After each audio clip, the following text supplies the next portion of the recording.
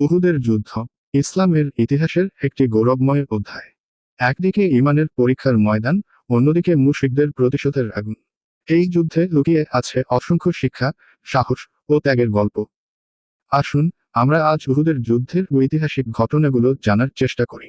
উহুদের যুদ্ধ সংঘটিত হয় তৃতীয় হিজরির শাওয়াল মাসে। বদরের যুদ্ধে হেরে যাওয়ার পর মক্কার কুরাইশরা প্রতিশোধের পরিকল্পনা করে। আবু সুফিয়ানের নেতৃত্বে ৩,০০০ সৈন্যের একটি শক্তিশালী বাহিনী মদিনার দিকে অগ্রসর হয়। মুসলমানরা নবী করিম সাল্লাল্লাহু আলাইহি ওয়াসাল্লামের নেতৃত্বে ৭০০ জনের একটি ছোট দল নিয়ে প্রতিরোধের প্রস্তুতি নেয়। যুদ্ধের ময়দান ছিল মদিনা থেকে প্রায় ৫ কিলোমিটার দূরে উহুদের পাহাড়ের পাদদেশ। রাসূলুল্লাহ সাল্লাল্লাহু আলাইহি ওয়াসাল্লামের নির্দেশে ৫০ জন তীরন্দাজকে একটি পাহাড়ি গিরিপথ পাহারা দেওয়ার দায়িত্ব দেওয়া হয়। তাদের উদ্দেশ্য ছিল, শত্রুরা যদি পিছন থেকে আক্রমণ করতে চায় তাহলে তাদের প্রতিহত করা। যুদ্ধের শুরুতে মুসলমানরা বিজয়ের পথে ছিল, কিন্তু তীরন্দাজদের একটি বড় ভুল পরিস্থিতি পাল্টে দেয়।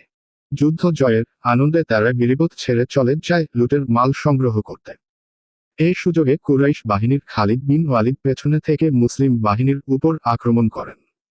এই সংকটময় মুহূর্তে রাসূলুল্লাহ সাল্লাল্লাহু আলাইহি ওয়াসাল্লাম এবং তার সাহাবারা চরম সাহসিকতার পরিচয় দেন। নবী করিম সাল্লাল্লাহু আলাইহি ওয়াসাল্লাম নিজেও আহত হন। তবে তিনি সাহাবাদের মনোবল বাড়ানোর জন্য অনবরত দোয়া করতে থাকেন এবং তাদের একত্রিত করেন। উহুদের যুদ্ধে মুসলমানদের ৭০ জন শহীদ হন। কুরাইশ বাহিনী মদিনা দখল না করেই ফিরে যায়। যদিও এটি সাময়িক পরাজয় ছিল, তবে এতে মুসলমানদের জন্য একটি গুরুত্বপূর্ণ শিক্ষা ছিল, নবীর নির্দেশ মানার গুরুত্ব এবং ঐক্যের শক্তি। উহুদের যুদ্ধ আমাদের শেখায় ধৈর্য, একতা ও নেতৃত্বের প্রতি আনুগত্যের গুরুত্ব। ইসলামের ইতিহাসের এই গৌরবময় অধ্যায় আজও আমাদের অনুপ্রাণিত করে। আল্লাহ আমাদের সবাইকে এই শিক্ষাগুলো গ্রহণ করার তৌফিক দিন।